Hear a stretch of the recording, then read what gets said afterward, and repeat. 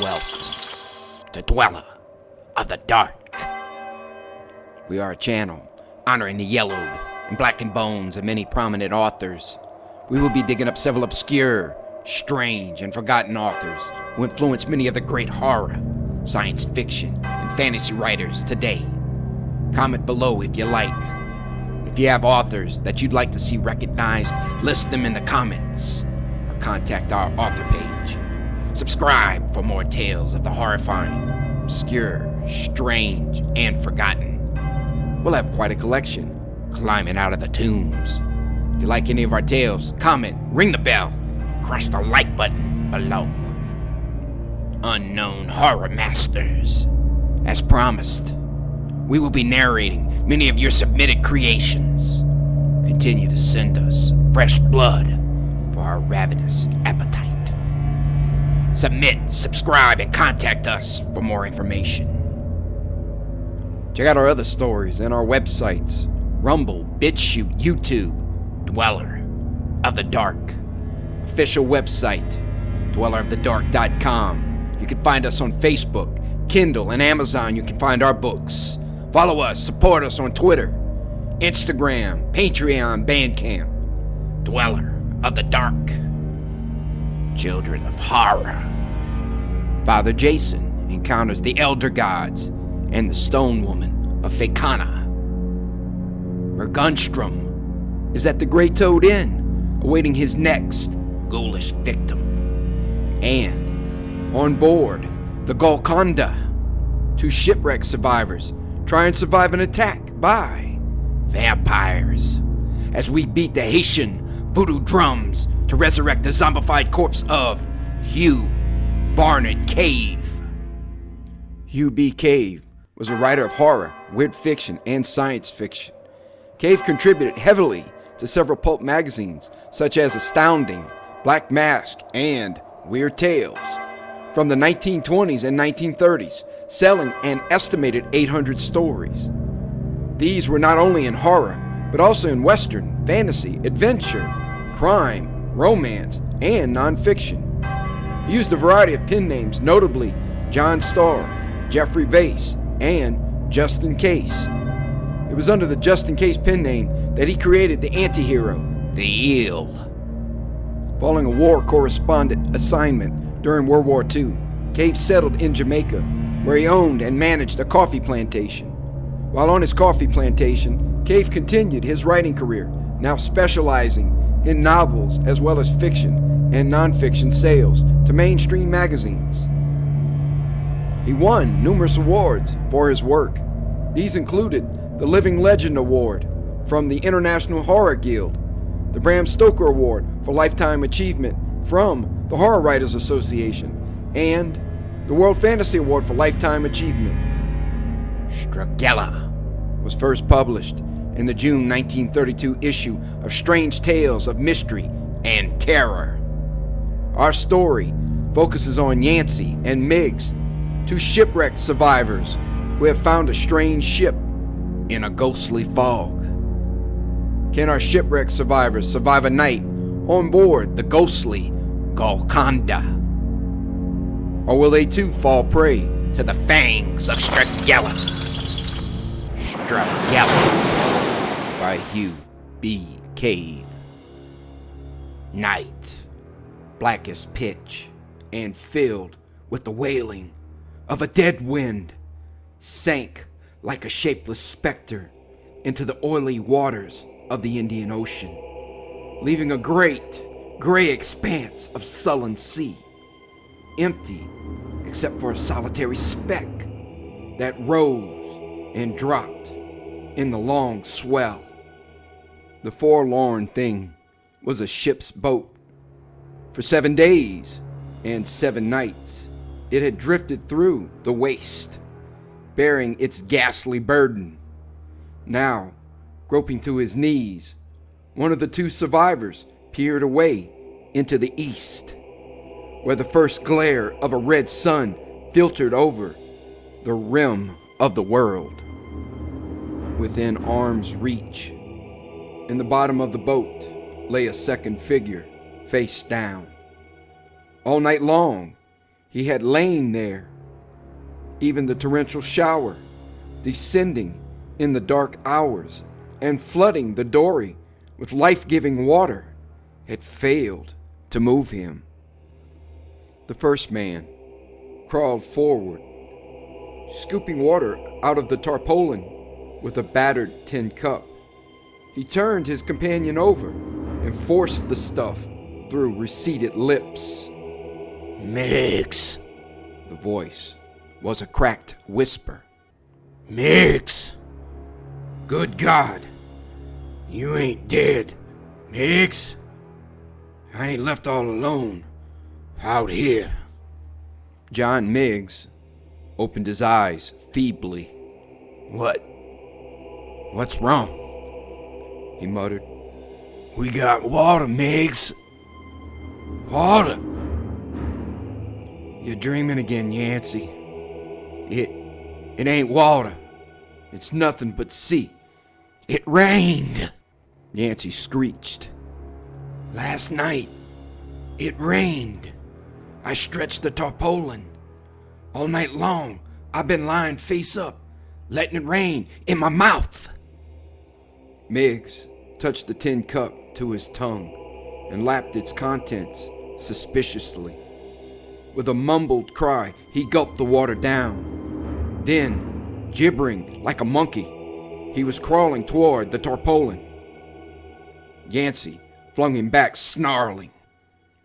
"No, you won't," Yancey rasped.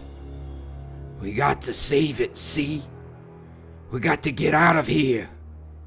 Miggs glowered at him from the opposite end of the dory. Yancey sprawled down beside the tarpaulin and stared once again over the abandoned sea, struggling to reason things out. They were somewhere in the Bay of Bengal. A week ago, they had been on board the Cardigan, a tiny tramp freighter carrying its handful of passengers from Maine to Georgetown.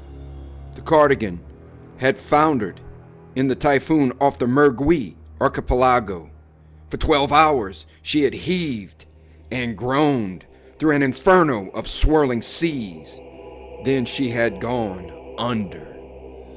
Yancey's memory of the succeeding events was a twisted, unreal parade of horrors.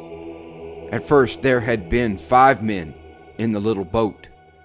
4 days of terrific heat, no water, no food, had driven the little Persian priest mad, and he had jumped overboard. The other 2 had drunk salt water and died in agony. Now he and Miggs were alone. The sun was incandescent in a white-hot sky. The sea was calm, greasy, unbroken, except for the slow, patient black fins that had been following the boat for days. But something else, during the night, had joined the sharks in their hellish pursuit. Sea snakes, hydrophini, wriggling out of nowhere, had come to haunt the dory, gliding in circles round and round, venomous, vivid, vindictive, and overhead were gulls, wheeling, swooping in erratic arcs, cackling fiendishly, and watching the 2 men with relentless eyes. Yancey glanced up at them. Gulls and snakes could mean only one thing: land. He supposed they had come from the Andamans, the prison isles of India. It didn't much matter. They were here. Hideous, menacing, harbingers of hope. His shirt, filthy and ragged, hung open to the belt, revealing a lean chest tattooed with grotesque figures. A long time ago, too long to remember, he'd gone on a drunken binge in Goa. Jap rum had done it. In company with 2 others of the Cardigan's crew, he had shambled into a tattooing establishment and ordered the Jap, in a bloated voice, to paint anything you damned well like, Professor. Anything at all. And the Jap, being of a religious mind and sentimental, had decorated Yancey's chest with a most beautiful crucifix, large, ornate, and colorful. It brought a grim smile to Yancey's lips as he peered down at it, but presently his attention was centered on something else, something unnatural, bewildering on the horizon. The thing was a narrow bank of fog lying low on the water, as if a distorted cloud had sunk out of the sky and was floating heavily, half submerged in the sea.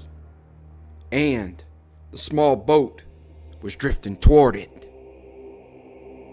In a little while, the fog bank hung dense on all sides. Yancey groped to his feet, gazing about him. John Miggs muttered something beneath his breath and crossed himself. The thing was shapeless, grayish white, clammy.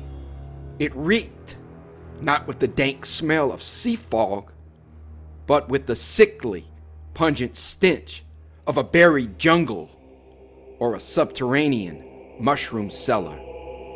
The sun seemed unable to penetrate it. Yancey could see the red ball above him, a feeble, smothered eye of crimson fire, blotted by swirling vapor. "The gulls," mumbled Miggs. "They're gone." "I know it. The sharks, too. And the snakes. We're all alone, Miggs."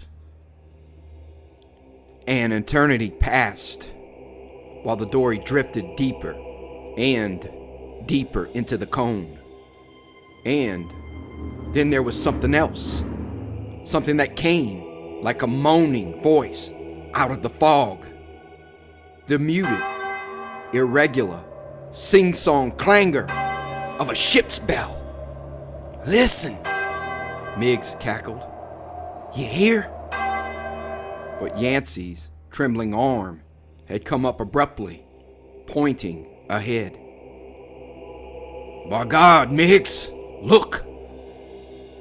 Miggs scrambled up, rocking the boat beneath him. His bony fingers gripped Yancey's arm. They stood there, the two of them, staring at the massive black shape that loomed up like an ethereal phantom of another world, 100 feet before them. "We're saved," Miggs said incoherently. "Thank God, Nels." Yancey called out shrilly. His voice rang through the fog with a hoarse jangle, like the scream of a caged tiger. It choked into silence, and there was no answer, no responsive outcry, nothing so much as a whisper. The dory drifted closer. No sound came from the lips of the two men as they drew alongside. There was nothing but the intermittent tolling of that mysterious, muted bell. Then they realized the truth, a truth that brought a moan from Miggs's lips. The thing was a derelict, frowning out of the water, inanimate, sullen, buried in its winding sheet of unearthly fog. Its stern was high, exposing a propeller, red with rust and matted with clinging weeds. Across the bow, nearly obliterated by age, appeared the words, "Golconda, Cardiff." "Yancey, it ain't no real ship. It ain't of this world." Yancey stooped with a snarl and picked up the oar in the bottom of the dory. A rope dangled within reach, hanging like a black serpent over the scarred hull. With clumsy strokes, he drove the small boat beneath it. Then, reaching up, he seized the line and made the boat fast. "You're going aboard?" Miggs said fearfully. Yancey hesitated, staring up with bleary eyes. He was afraid, without knowing why. The Golconda frightened him. The mist clung to her tenaciously. She rolled heavily, ponderously in the long swell, and the bell was still tolling softly somewhere within the lost vessel. "Well, why not?" Yancey growled. "There may be food aboard. What's there to be afraid of?" Miggs was silent. Grasping the ropes, Yancey clambered up them. His body swung like a gibbet corpse against the side. Clutching the rail, he heaved himself over, then stood there, peering into the layers of thick fog as Miggs climbed up and dropped down beside him. "I don't like it," Miggs whispered. "It ain't." Yancey groped forward. The deck planks creaked dismally under him. With Miggs clinging close, he led the way into the waist, then into the bow. The cold fog seemed to have accumulated here in a sluggish mass, as if some magnetic force had drawn it. Through it, with arms outheld in front of him, Yancey moved with shuffling steps, a blind man in a strange world. Suddenly, he stopped so abruptly that Miggs lurched headlong into him. Yancey's body stiffened.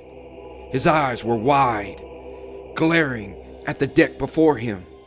A hollow, unintelligible sound parted his lips. Miggs cringed back with a livid screech, clawing at his shoulder. What is it?" he said thickly. At their feet were bones, skeletons, lying there in the swirl of vapor. Yancey shuddered as he examined them.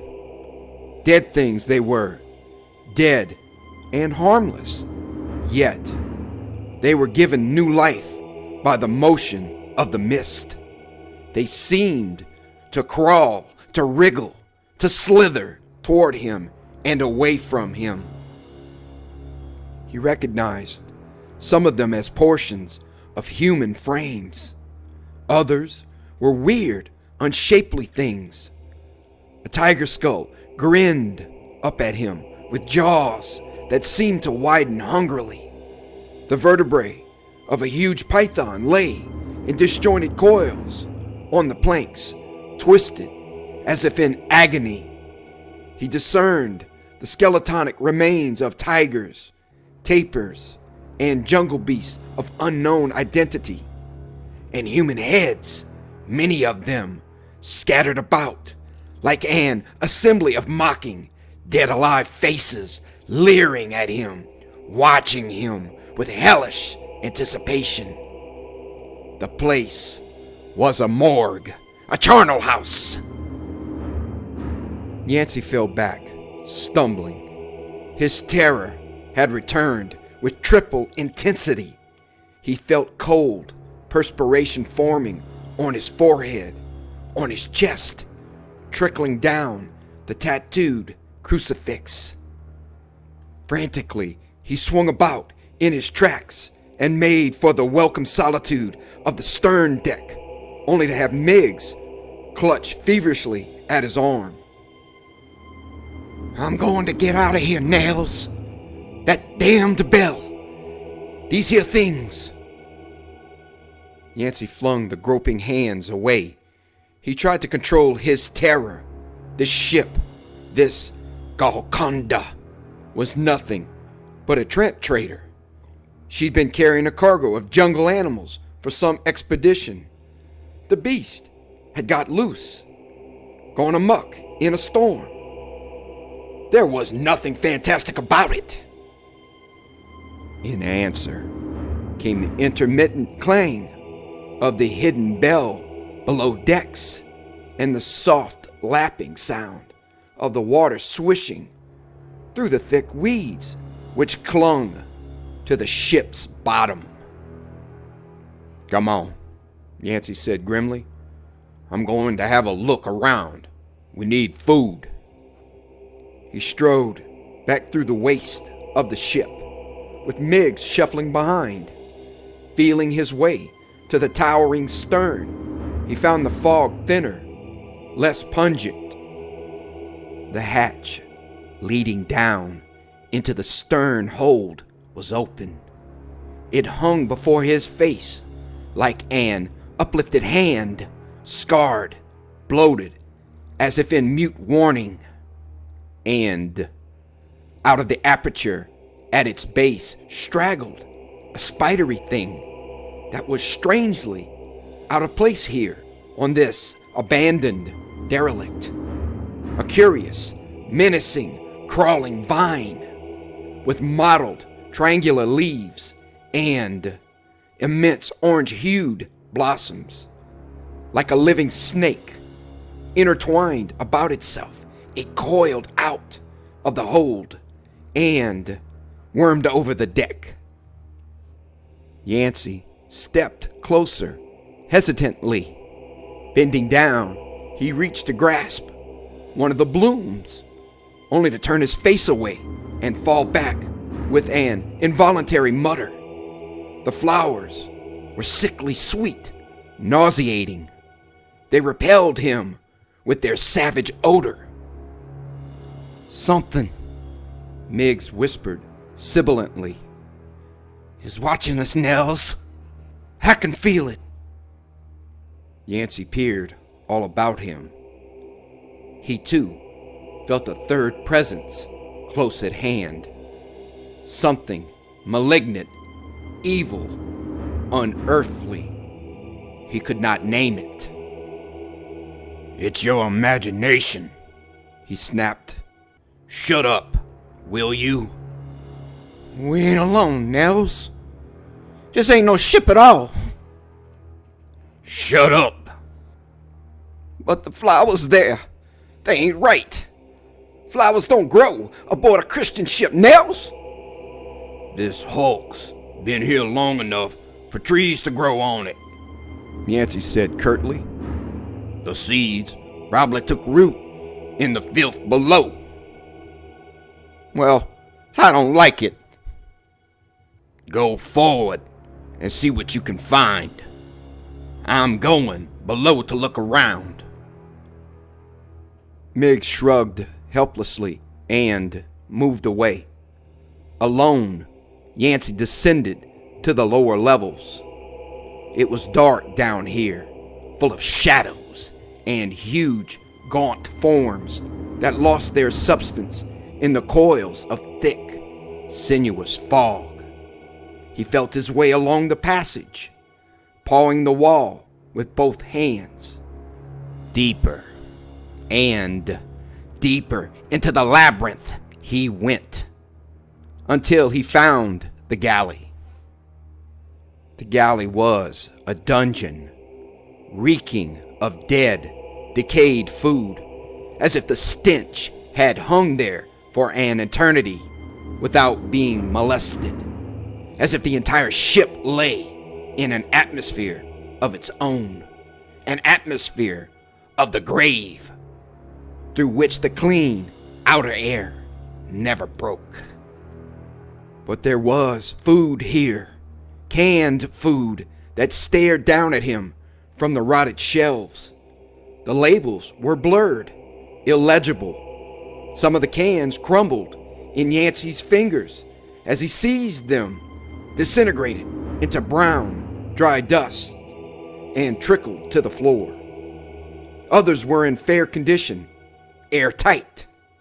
He stuffed 4 of them into his pockets and turned away. Eagerly now, he stumbled back along the passage. The prospects of food took some of those other thoughts out of his mind, and he was in better humor when he finally found the captain's cabin. Here, too, the evident age of the place gripped him. The walls were gray with mold, falling into a broken, warped floor. A single table stood on the far side near the bunk, a blackened, grimy table bearing an upright oil lamp and a single black book. He picked the lamp up timidly and shook it. The circular base was yet half full of oil, and he set it down carefully. It would come in handy later. Frowning, he peered at the book beside it. It was a seaman's Bible, a small one, lying there, coated with cracked dust, dismal with age. Around it, as if some crawling slug had examined it on all sides, leaving a trail of excretion, lay a peculiar line of black pitch, irregular, but unbroken. Yancey picked the book up and flipped it open. The pages slid under his fingers, allowing a scrap of loose paper to flutter to the floor. He stooped to retrieve it, then, seeing that it bore a line of penciled script, he peered closely at it. The writing was an apparently irrelevant scrawl, a meaningless memorandum, which said crudely, "It's the bots on the crates. I know it now, but it is too late. God help me." With a shrug, he replaced it and thrust the Bible into his belt, where it pressed comfortingly against his body. Then he continued his exploration. In the wall cupboard, he found 2 full bottles of liquor, which proved to be brandy. Leaving them there, he groped out of the cabin and returned to the upper deck in search of Miggs. Miggs was leaning on the rail, watching something below. Yancey trudged toward him, calling out shrilly, "Say, I got food, Miggs. Food and brand." He did not finish. Mechanically, his eyes followed the direction of Miggs's stare, and he recoiled involuntarily as his words clipped into stifled silence. On the surface of the oily water below, huge sea snakes paddled against the ship's side, enormous slithering shapes, banded with streaks of black and red and yellow, vicious and repulsive. "They're back," Miggs said quickly. "They know this ain't no proper ship. They come here out of the hellhole to wait for us." Yancey glanced at him curiously. The inflection of Miggs's voice was peculiar, not at all the phlegmatic, guttural tone that usually grumbled through the little man's lips. It was almost eager. "What did you find?" Yancey faltered. "Nothing. All the ship's boats are hanging in their davits. Never been touched." "I found food," Yancey said abruptly, gripping his arm. "We'll eat, then we'll feel better. What the hell are we, anyhow? A couple of fools? Soon as we eat, we'll stock the dory and get off this blasted death ship and clear out of this stinking fog. We got water in the tarpaulin." "We'll clear out? Will we, Nels?" "Yeah, let's eat." Once again, Yancey led the way below decks to the galley. There, After a 20-minute effort in building a fire in the rusty stove, he and Miggs prepared a meal, carrying the food into the captain's cabin, where Yancey lighted the lamp. They ate slowly, sucking the taste hungrily out of every mouthful, reluctant to finish. The lamplight, flickering in their faces, made gaunt masks of features that were already haggard and full of anticipation. The brandy, which Yancey fetched out of the cupboard, brought back strength and reason and confidence. It brought back, too, that unnatural sheen to Miggs's twitching eyes. We'd be damn fools to clear out of here right off, Miggs said suddenly. The fog's got to lift sooner or later. I ain't trusting myself to no small boat again, Nels. Not when we don't know where we're at. Yancey looked at him sharply.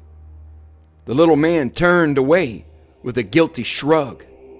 Then, hesitantly, I kind of like it here, Nels. Yancey caught the odd gleam in those small eyes. He bent forward quickly. "Where'd you go when I left you alone?" he demanded. Me? I didn't go nowhere. I just looked around a bit, and I picked a couple of them flowers, see? Miggs groped in his shirt pocket and held up one of the livid, orange-colored blooms. His face took on an unholy brilliance as he held the thing close to his lips and inhaled its deadly aroma. His eyes, glittering across the table, were on fire with sudden, fanatic lust. For an instant, Yancey did not move. Then, with a savage oath, he lurched up and snatched the flower out of Miggs's fingers. Whirling, he flung it to the floor and ground it under his boot. You damned thick-headed fool, he screeched. You, God help you. Then he went limp, muttering incoherently. With faltering steps, he stumbled out of the cabin and along the black passageway and up on the abandoned deck. He staggered to the rail and stood there, holding himself erect with nerveless hands. God, he whispered hoarsely. God, what did I do that for? Am I going crazy? No answer came out of the silence, but he knew the answer. The thing he had done down there in the skipper's cabin, those mad words that had spewed from his mouth, had been involuntary. Something inside him, some sense of danger that was all about him, had hurled the words out of his mouth before he could control them. And his nerves were on edge too. They felt as though they were ready to crack. But he knew instinctively that Miggs had made a terrible mistake. There was something unearthly and wicked about those sickly sweet flowers. Flowers didn't grow aboard ships, not real flowers. Real flowers had to take root somewhere. And besides, they didn't have that drunken, etherish odor. Miggs should have left the vine alone. Clinging at the rail there, Yancey knew it without knowing why. He stayed there for a long time, trying to think and get his nerves back again. In a little while, he began to feel frightened, being alone, and he returned below decks to the cabin. He stopped in the doorway and stared. Miggs was still there, slumped grotesquely over the table. The bottle was empty. Miggs was drunk, unconscious, mercifully oblivious of his surroundings. For a moment, Yancey glared at him morosely. For a moment, too, a new fear tugged at Yancey's heart. Fear of being left alone through the coming night. He yanked Miggs's arm and shook him savagely, but there was no response. It would be hours, long, dreary, sinister hours, before Miggs regained his senses. Bitterly, Yancey took the lamp and set about exploring the rest of the ship. If he could find the ship's papers, he considered they might dispel his terror. He might learn the truth. With this in mind, he sought the mate's quarters.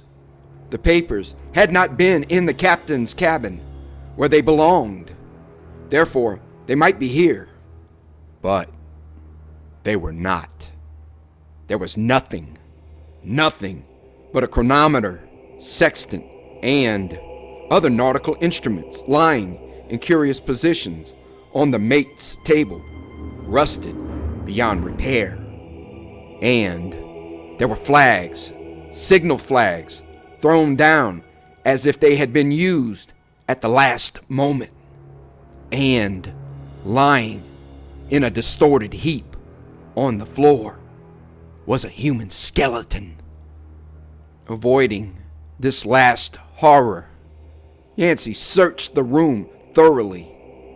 Evidently, he reasoned, the captain had died early in the Golconda's unknown plague. The mate had brought these instruments, these flags, to his own cabin, only to succumb before he could use them.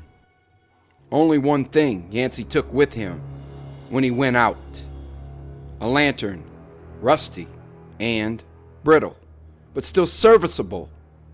It was empty, but he poured oil into it from the lamp. Then, returning the lamp to the captain's quarters, where Miggs lay unconscious, he went on deck. He climbed the bridge and set the lantern beside him. Night was coming. Already the fog was lifting, allowing darkness to creep in beneath it. And so Yancey stood there, alone and helpless, while blackness settled with uncanny quickness over the entire ship. He was being watched. He felt it. Invisible eyes, hungry and menacing, were keeping check on his movements. On the deck beneath him were those inexplicable flowers trailing out of the unexplored hold, glowing like phosphorescent faces in the gloom. "By God," Yancey mumbled, "I'm going to get out of here." His own voice startled him and caused him to stiffen and peer out about him as if someone else had uttered the words. And then, very suddenly, his eyes became fixed on the far horizon to starboard. His lips twitched open, spitting out a shrill cry. "Miggs! Miggs! A light! Look, Miggs!" Frantically, he stumbled down from the bridge and clawed his way below decks to the mate's cabin. Feverishly, he seized the signal flags. Then, clutching them in his hand, he moaned helplessly and let them fall. He realized that they were no good in the dark. Gibbering to himself, he searched for rockets. There were none. Suddenly, he remembered the lantern. Back again, he raced through the passage, on deck, up on the bridge. In another moment, with the lantern dangling from his arm, he was clambering higher and higher into the black spars of the mainmast. Again and again he slipped and caught himself with outflung hands, and at length he stood high above the deck, feet braced, swinging the lantern back and forth. Below him, the deck was no longer silent, no longer abandoned. From bow to stern, it was trembling, creaking, whispering up at him. He peered down fearfully. Blurred shadows seemed to be prowling through the darkness, coming out of nowhere, pacing dolefully back and forth through the gloom. They were watching him with a furtive interest. He called out feebly. The muted echo of his own voice came back up to him. He was aware that the bell was tolling again, and the swish of the sea was louder, more persistent. With an effort, he caught a grip on himself. "Damned fool," he rasped. "Driving yourself crazy." The moon was rising. It blurred the blinking light on the horizon and penetrated the darkness like a livid yellow finger. Yancey lowered the lantern with a sob. It was no good now. In the glare of the moonlight, this puny flame would be invisible to the men aboard that other ship. Slowly, cautiously, he climbed down to the deck. He tried to think of something to do, to take his mind off the fear. Striding to the rail, he hauled up the water butts from the dory. Then he stretched the tarpaulin to catch the precipitation of the night dew. No telling how long he and Miggs would be forced to remain aboard the hulk. He turned, then, to explore the forecastle. On his way across the deck, he stopped and held the light over the creeping vine. The curious flowers had become fragrant, heady, with the fumes of an intoxicating drug. He followed the coils to where they vanished into the hold, and he looked down. He saw only a tumbled pile of boxes and crates, barred boxes which must have been cages at one time. Again, he turned away. The ship was trying to tell him something. He felt it, felt the movements of the deck planks beneath his feet. The moonlight, too, had made hideous white things of the scattered bones in the bow. Yancey stared at them with a shiver. He stared again, and grotesque thoughts obtruded into his consciousness. The bones were moving, slithering, sliding over the deck, assembling themselves, gathering into definite shapes. He could have sworn it. Cursing, he wrenched his eyes away. "Damn fool, thinking such thoughts." With clenched fist, he advanced to the forecastle, but before he reached it, he stopped again. It was the sound of flapping wings that brought him about. Turning quickly, with a jerk, he was aware that the sound emanated from the open hold. Hesitantly, he stepped forward and stood rigid with an involuntary scream. Out of the aperture came two horrible shapes, two inhuman things with immense clapping wings and glittering eyes. Hideous. Enormous. Bats! Instinctively, he flung his arm up to protect himself, but the creatures did not attack. They hung for an instant, poised over the hatch, eyeing him with something that was Fiendishly like intelligence. Then they flapped over the deck, over the rail, and away into the night. As they sped away towards the west, where he had seen the light of that other ship twinkling, they clung together like witches hell-bent on some evil mission. And below them, in the bloated sea, huge snakes weaved smoky golden patterns, waiting. He stood fast, squinting after the bats. Like two hellish black eyes, they grew smaller and smaller, became pinpoints in the moon glow, and finally vanished. Still, he did not stir. His lips were dry, his body stiff and unnatural. He licked his mouth. Then he was conscious of something more. From somewhere behind him came a thin, throbbing thread of harmony. A lovely, utterly sweet musical note that fascinated him.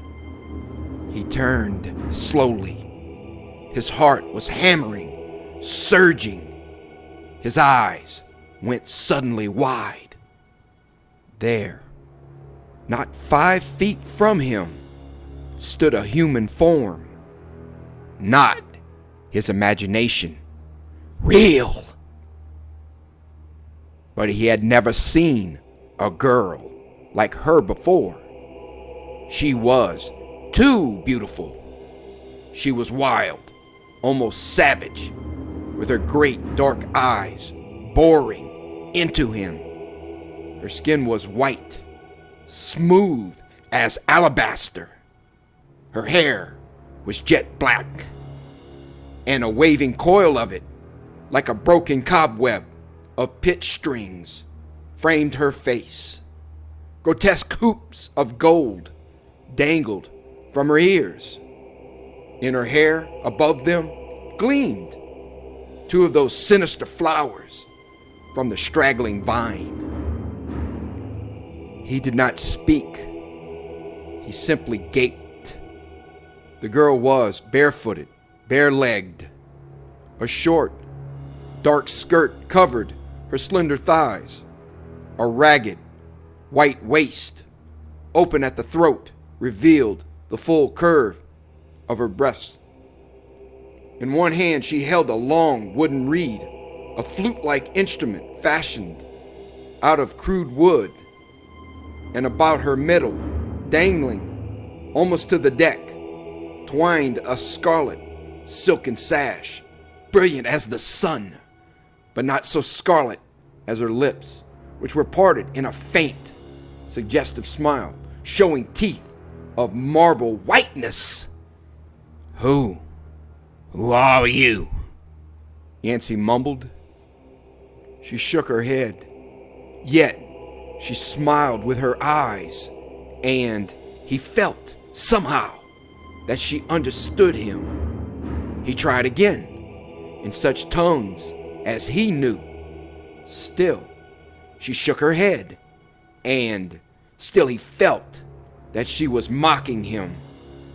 Not until he chanced upon a scattered, faltering greeting in Serbian did she nod her head.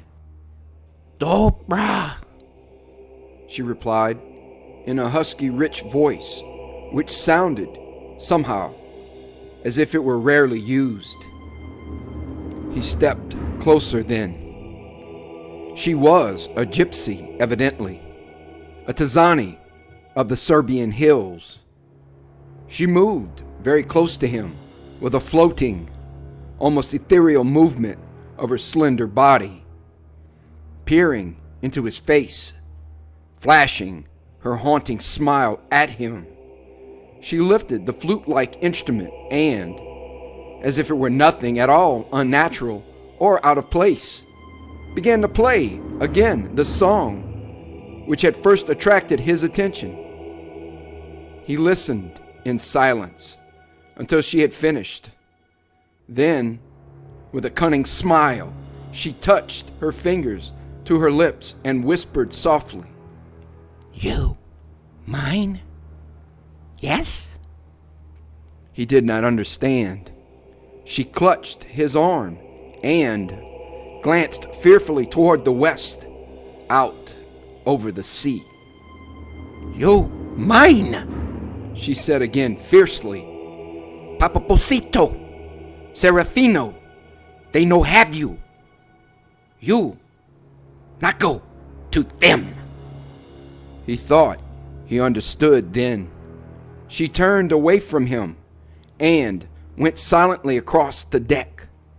He watched her disappear into the forecastle and would have followed her, but once again the ship, the whole ship, seemed to be struggling to whisper a warning. Presently she returned, holding in her white hand a battered silver goblet, very old and very tarnished, brimming with scarlet fluid. He took it silently. It was impossible to refuse her. Her eyes had grown into lakes of night, lit by the burning moon. Her lips were soft, searching, undeniable. Who are you? He whispered. Stragella. She smiled. Stragella. Stragella. The name itself was compelling. He drank the liquid slowly, without taking his eyes from her lovely face. The stuff had the taste of wine, strong, sweet wine. It was intoxicating, with the same weird effect that was contained in the orange blooms which she wore in her hair, and which groveled over the deck behind her. Yancey's hands groped up weakly. He rubbed his eyes, feeling suddenly weak, powerless, as if the very blood had been drained from his veins. Struggling futilely, he staggered back, moaning half inaudibly. Stragella's arms went about him, caressing him with sensuous touch. He felt them, and they were powerful, irresistible. The girl's smile maddened him. Her crimson lips hung before his face, drawing nearer, mocking him. Then, all at once, she was seeking his throat. Those warm, passionate, deliriously pleasant lips were searching to touch him. He sensed his danger. Frantically, he strove to lift his arms and push her away. Deep in his mind, some struggling intuition, some half-alive idea, warned him that he was in terrible peril. This girl, Stragella, was not of his kind. She was a creature of the darkness, a denizen of a different, frightful world of her own. Those lips, wanting his flesh, were inhuman, too fervid. Suddenly, she shrank away from him, releasing him with a jerk. A snarling, animal-like sound surged through her flaming mouth. Her hand lashed out, rigid, pointing to the thing that hung in his belt. Talonic fingers pointed to the Bible that defied her. But the scarlet fluid had taken its full effect. Yancey slumped down, unable to cry out. In a heap, he lay there, paralyzed, powerless to stir. He knew that she was commanding him to rise. Her lips, moving in pantomime, formed soundless words. Her glittering eyes were fixed upon him, hypnotic, the Bible. She wanted him to cast it over the rail. She wanted him to stand up and go into her arms.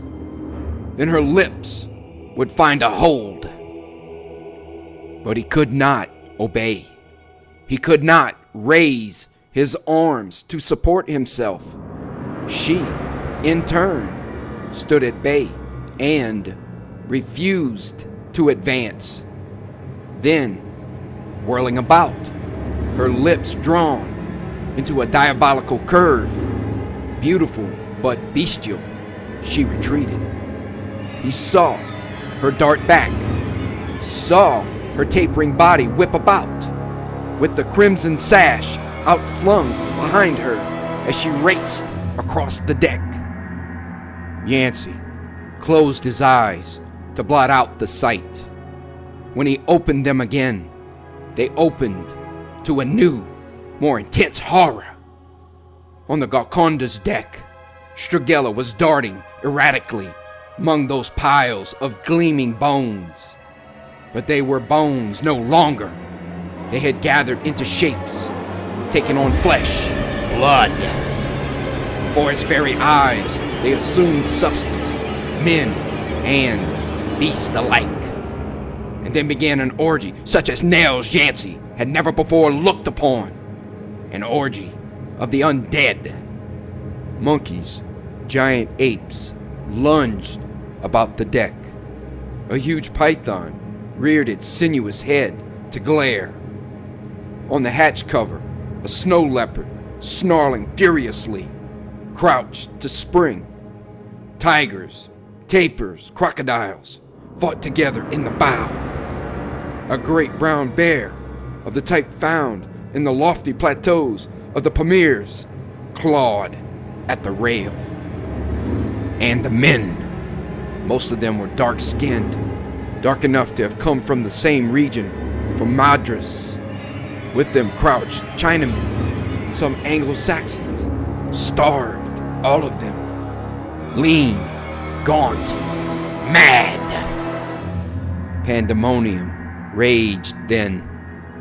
Animals and men alike were insane with hunger. In a little struggling knot, the men were gathered about the number 2 hatch, defending themselves. They were wielding firearms, firing point blank with desperation into the writhing mass that confronted them. And always, between them and around them and among, darted the girl who called herself Stragella. They cast no shadows, those ghost shapes. Not even the girl whose arms he had felt about him only a moment ago. There was nothing real in the scene, nothing human. Even the sounds of the shots and the screams of the cornered men, even the roaring growls of the big cats, were smothered, as if they came to him through heavy glass windows from a sealed chamber. He was powerless to move. He lay in a cataleptic condition, conscious of the entire pantomime, yet unable to flee from it. And his senses were horribly acute, so acute that he turned his eyes upward with an abrupt twitch instinctively, and then shrank into himself with a new fear as he discerned the 2 huge bats which had winged their way across the sea. They were returning now. Circling above him, they flapped down, one after the other, and settled with heavy, sullen thuds upon the hatch, close to that weird vine of flowers. They seemed to have lost their shape, these nocturnal monstrosities, to have become fantastic blurs, enveloped in an unearthly bluish radiance. Even as he stared at them, they vanished altogether for a moment, and then the strange vapor cleared to reveal the 2 creatures who stood there. Not bats, humans, inhumans. They were gypsies, attired in moldy, decayed garments which stamped them as Balkans. Man and woman. Lean, emaciated, ancient man with fierce white mustache.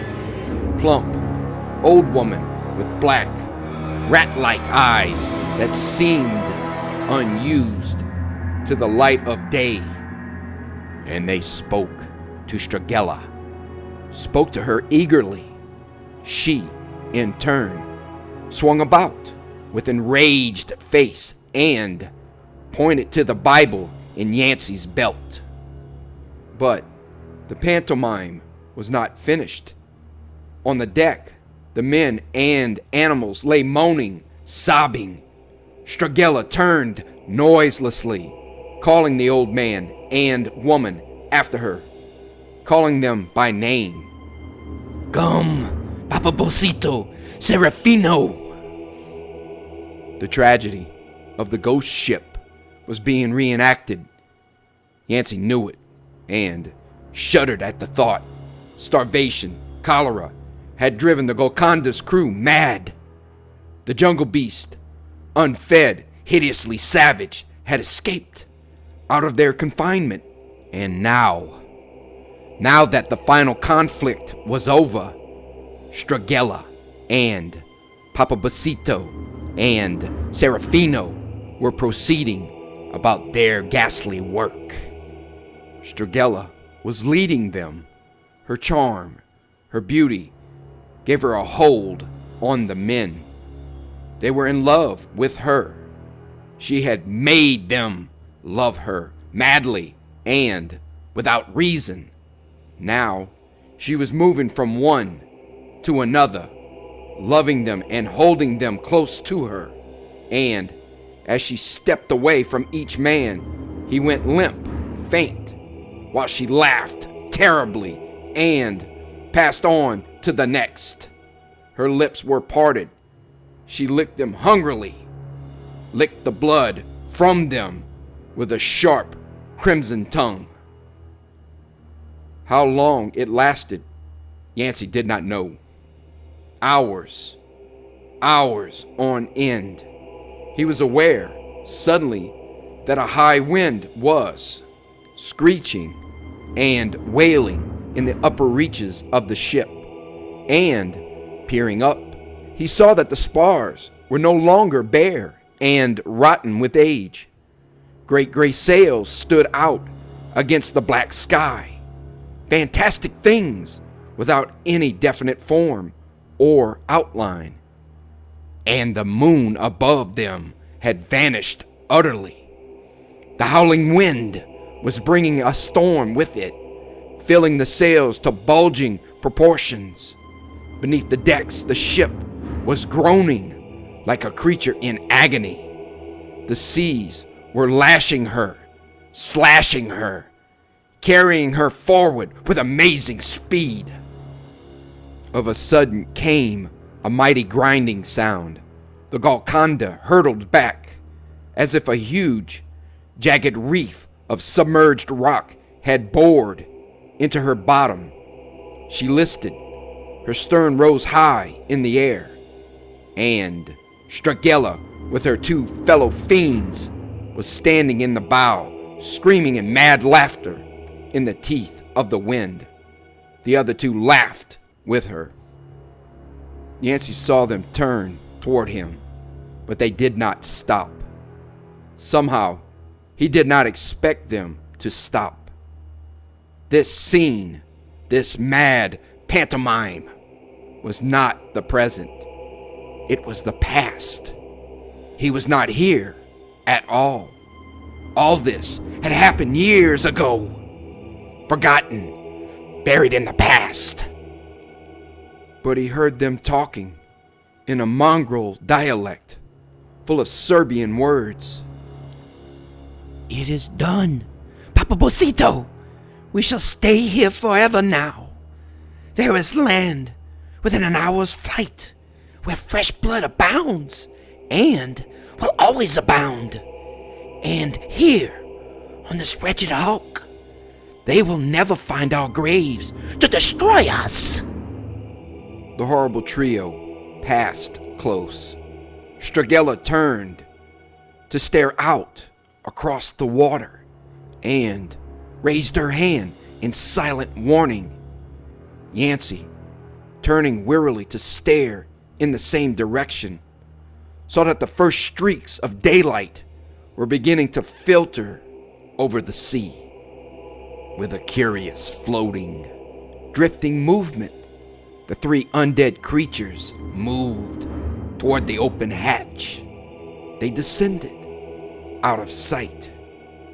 Yancey, jerking himself erect and surprised to find that the effects of the drug had worn off with the coming of dawn, crept to the hatch and peered down in time to see those fiendish forms enter their coffins.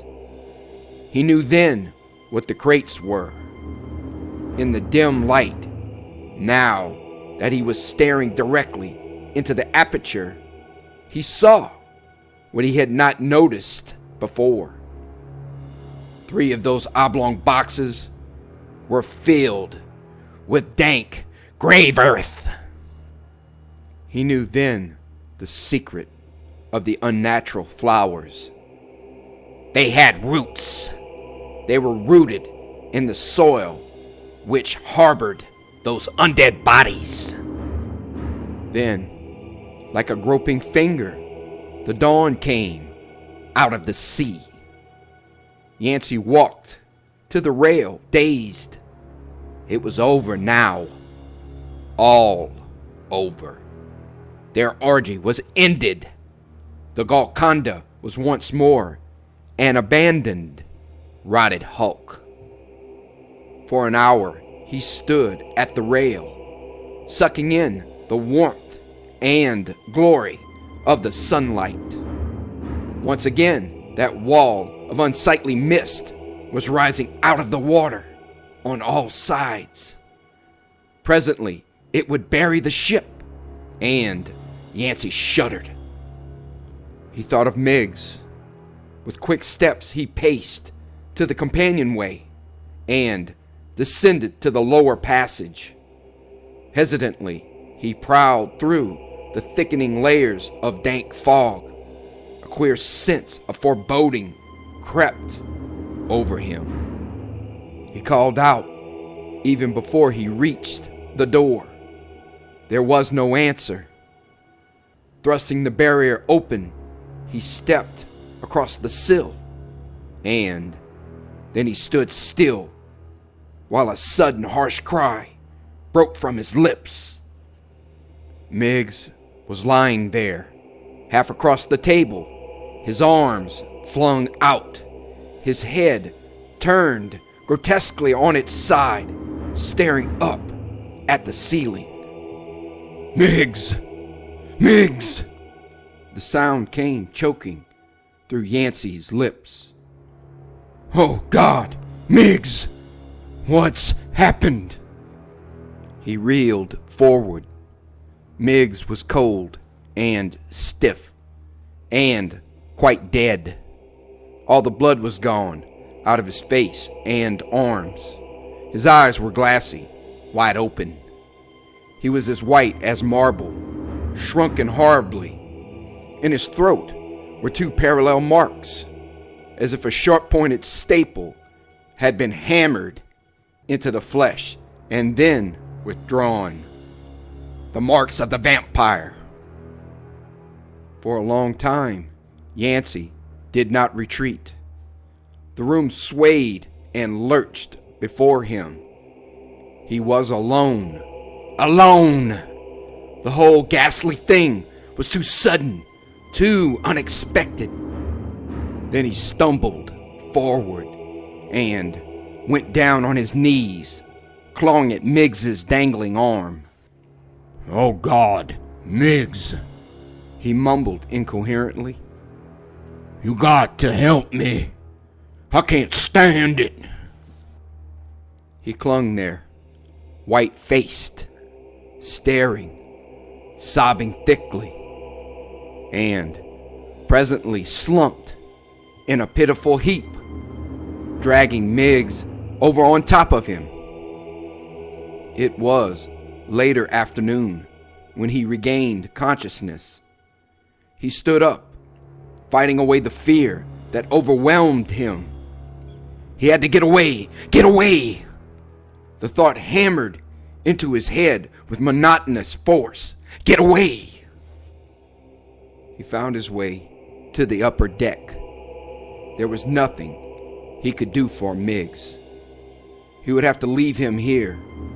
Stumbling, he moved along the rail and reached down to draw the small boat closer, where he could provision it and make it ready for his departure. His fingers clutched emptiness. The ropes were gone. The dory was gone. He hung limp, staring down at a flat expanse of oily sea. For an hour, he did not move. He fought to throw off his fear long enough to think of a way out. Then he stiffened with a sudden jerk and pushed himself away from the rail. The ship's boats offered the only chance. He groped to the nearest one and labored feverishly over it. But the task was hopeless. The lifeboats were of metal, rusted through and through, wedged in their davits. The wire cables were knotted and immovable. He tore his hands on them, wringing blood from his scarred fingers. Even while he worked, he knew that the boats would not float. They were rotten through and through. He had to stop, at last, from exhaustion. After that, knowing that there was no escape, he had to do something, anything, to keep sane. First, he would clear those horrible bones from the deck. Then, explore the rest of the ship. It was a repulsive task, but he drove himself to it. If he could get rid of the bones, perhaps Stragella and the other two creatures would not return. He did not know. It was merely a faint hope, something to cling to. With grim, tight-pressed lips, he dragged the bleached skeletons over the deck and kicked them over the side and stood watching them as they sank from sight. Then he went to the hold, smothering his terror, and descended into the gloomy belly of the vessel. He avoided the crates with a shudder of revulsion, ripping up that evil vine thing by the roots. He carried it to the rail and flung it away, with the mold of grave earth still clinging to it. After that, he went over the entire ship, end to end, but found nothing. He slipped the anchor chains then, in the hopes that the ship would drift away from that vindictive bank of fog. Then he paced back and forth, muttering to himself and trying to force courage for the most hideous task of all. The sea was growing dark, and with dusk came increasing terror. He knew the Golconda was drifting, knew too that the undead inhabitants of the vessel were furious with him for allowing the boat to drift away from their source of food. Or they would be furious when they came alive again after their interim of forced sleep. And there was only one method of defeating them. It was a horrible method, and he was already frightened. Nevertheless, he searched the deck for a marlin spike and found one. And, turning sluggishly, he went back to the hold. A stake driven through the heart of each of the horrible trio. The rickety stairs were deep in shadow. Already, the dying sun, buried behind its wreath of evil fog, was a ring of bloody mist. He glanced at it and realized that he must hurry. He cursed himself for having waited so long. It was hard lowering himself into the pitch black hold when he could only feel his footing and trust to fate. His boots scraped ominously on the steps. He held his hands above him, gripping the deck timbers. And suddenly he slipped. His foot caught on the edge of a lower step, twisted abruptly, and pitched him forward. He cried out. The marlin spike dropped from his hands and clattered on one of the crates below. He tumbled in a heap, clawing for support. The impact knocked something out of his belt, and he realized, even as his head came in sharp contact with the foremost oblong box, that the Bible, which had heretofore protected him, was no longer a part of him. He did not lose complete control of his senses. Frantically, he sought to regain his knees and grope for the black book in the gloom of the hold. A sobbing, choking sound came pitifully from his lips. A soft, triumphant laugh came out of the darkness close to him. He swung about heavily, so heavily that the movement sent him sprawling again in an inert heap. He was too late. She was already there, on her knees, glaring at him hungrily. A peculiar bluish glow welled about her face.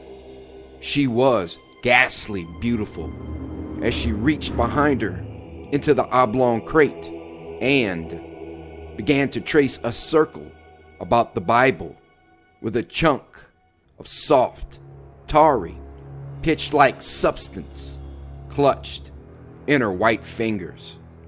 Yancey stumbled toward her, finding strength in desperation.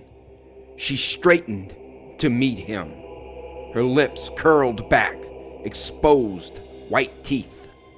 Her arms coiled out, enveloping him, stifling his struggles. God, they were strong.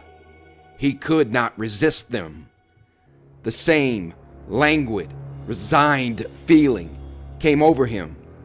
He would have fallen, but she held him erect. She did not touch him with her lips. Behind her, he saw two other shapes take form in the darkness. The savage features of Papo Bocito glowered at him, and Serafino's ratty, smoldering eyes, full of hunger, bored into him. Stragella was obviously afraid of them. Yancey was lifted from his feet. He was carried out on deck and borne swiftly, easily, down the companionway, along the lower passage, through a swirling blanket of hellish fog and darkness, to the cabin where Miggs lay dead, and he lost consciousness while they carried him. He could not tell, when he opened his eyes, how long he had been asleep. It seemed a long, long interlude. Stragella was sitting beside him. He lay on the bunk in the cabin, and the lamp was burning on the table, revealing Miggs's limp body in full detail. Yancey reached up fearfully to touch his throat. There were no marks there. Not yet. He was aware of voices then. Papabosito and the ferret-faced woman were arguing with the girl beside him. The savage old man in particular was being angered by her cool, possessive smile. We are drifting away from the prison isles, Papabosito snarled, glancing at Yancey with unmasked hate. It is his work lifting the anchor. Unless you share him with us until we drift ashore, we shall perish. He is mine, Stragella shrugged, modulating her voice to a persuasive whisper. You had the other. This one is mine. I shall have him. He belongs to us all. Why? Stragella smiled. Because he has looked upon the resurrection night? Ah, he is the first to learn our secret. Serafino's eyes narrowed at that, almost to pinpoints. She jerked forward, clutching the girl's shoulder. We have quarreled enough, she hissed. Soon it will be daylight. He belongs to us all because he has taken us away from the Isles and learned our secrets. The words drilled their way into Yancey's brain. The resurrection night. There was an ominous significance in it, and he thought he knew its meaning. His eyes, or his face, must have revealed his thoughts, for Papabosito drew near to him and pointed into his face with a long, bony forefinger, muttering triumphantly. You have seen what no other eyes have seen, the ancient man growled bitterly. Now, for that, you shall become one of us. Stragella wants you. She shall have you for eternity, for a life without death. Do you know what that means? Yancey shook his head dumbly, fearfully. We are the undead, Bosito leered. Our victims become creatures of the blood like us. At night, we are free. During the day, we must return to our graves. That is why. He cast his arm toward the upper deck in a hideous gesture. Those other victims of ours have not yet become like us. They were never buried. They have no graves to return to. Each night, we give them life for our own amusement, but they are not of the Brotherhood yet. Yancey licked his lips and said nothing. He understood then. Every night it happened. A nightly pantomime when the dead become alive again, reenacting the events of the night when the Golconda had become a ship of hell. We are gypsies, the old man gloated. Once we were human, living in our pleasant little camp in the shadow of the Pobias din Potak's crusty peaks in the Morava Valley of Serbia. That was in the time of Milutin, 600s of years ago. Then the vampires of the hills came for us and took us to them. We lived the undead life until there was no more blood in the valley.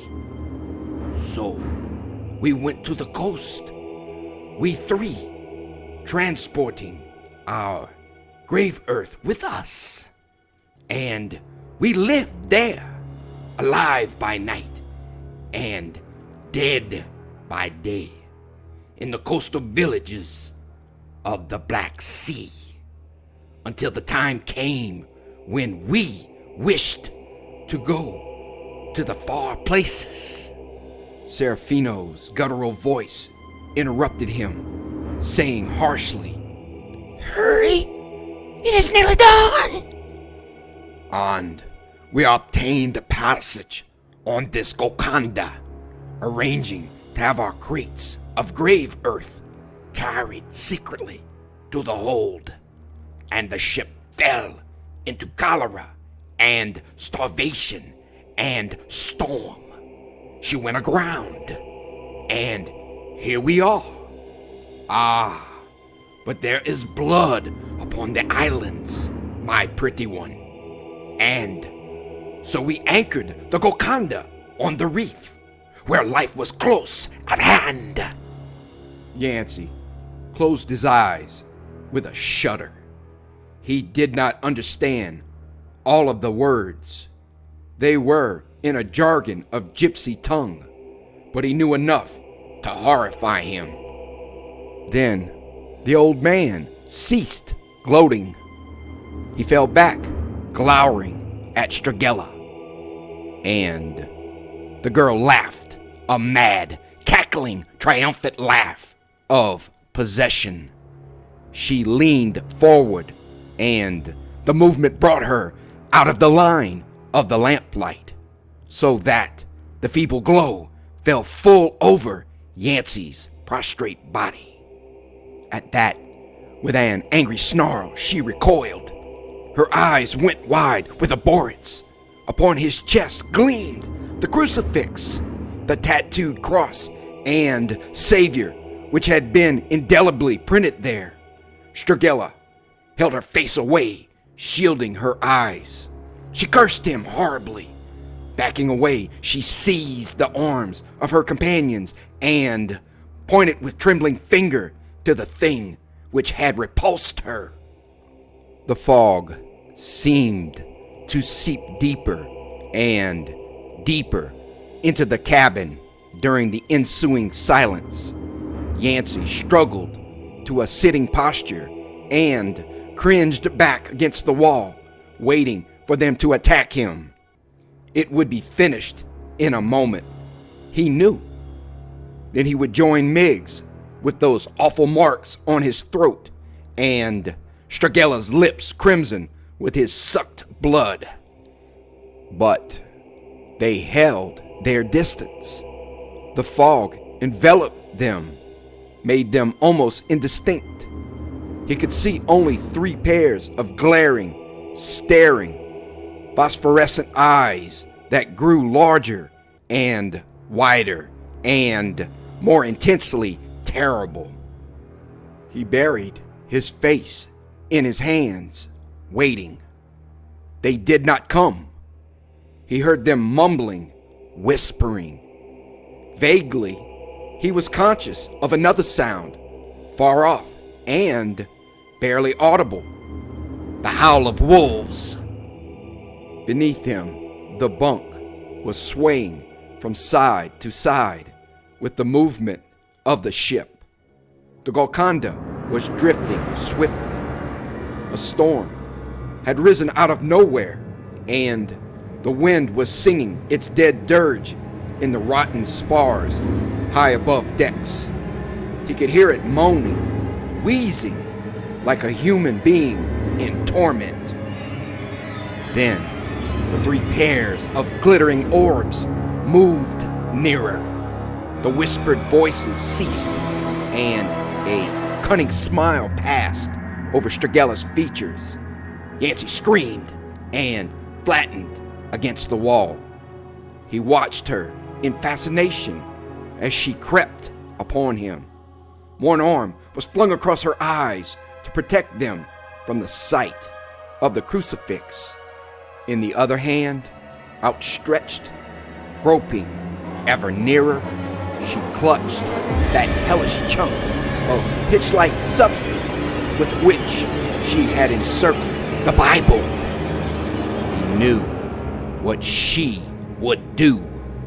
The thought struck him like an icy blast, full of fear and madness. She would slink closer, until her hand touched his flesh. Then she would place the black substance around the tattooed cross and kill its powers. His defense would be gone. Then those cruel lips on his throat. There was no avenue of escape.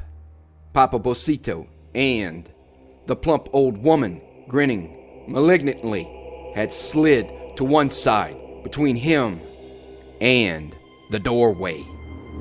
And Stragella writhed forward with one alabaster arm feeling. He was conscious of the roar of surf, very close, very loud, outside the walls of the fog-filled enclosure. The ship was lurching, reeling heavily, pitching in the swell. Hours must have passed, hours and hours of darkness and horror. Then she touched him. The sticky stuff was hot on his chest, moving in a slow circle. He hurled himself back, stumbled, went down, and she fell upon him. Under his tormented body, the floor of the cabin split asunder. The ship buckled from top to bottom with a grinding, roaring impact. A terrific shock burst through the ancient hulk, shattering its rotted timbers. The lamp caroomed off the table, plunging the cabin in semi-darkness. Through the portholes filtered a gray glare. Stragella's face, thrust into Yancey's, became a mask of beautiful fury. She whirled back. She stood rigid, screaming lividly to Papa Bocito and the old hag. Go back! Go back! She railed. We have waited too long! It is dawn! She ran across the floor, grappling with them. Her lips were distorted. Her body trembled. She hurled her companions to the door. Then, as she followed them into the gloom of the passage, she turned upon Yancey with a last unholy snarl of defeated rage. And she was gone.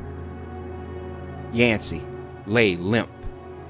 When he struggled to his feet at last and went on deck, the sun was high in the sky, bloated and crimson, struggling to penetrate the cone of fog which swirled about the ship. The ship lay far over, careened on her side. 100 yards distant over the port rail lay the heaven-sent sight of land, a bleak, vacant expanse of jungle-rimmed shoreline. He went deliberately to work, a task that had to be finished quickly, lest he be discovered by the inhabitants of the shore and be considered stark mad. Returning to the cabin, he took the oil lamp and carried it to the open hold. There, sprinkling the liquid over the ancient wood, he set fire to it. Turning, he stepped to the rail. A scream of agony, unearthly and prolonged, rose up behind him. Then he was over the rail, battling in the surf. When he staggered up on the beach, 20 minutes later, the Golconda was a roaring furnace. On all sides of her, the flames snarled skyward, spewing through that hellish cone of vapor. Grimly, Yancey turned away and trudged along the beach. He looked back after an hour of steady plodding. The lagoon was empty. The fog had vanished.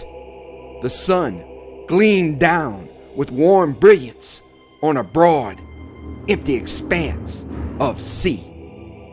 Hours later, he reached a settlement.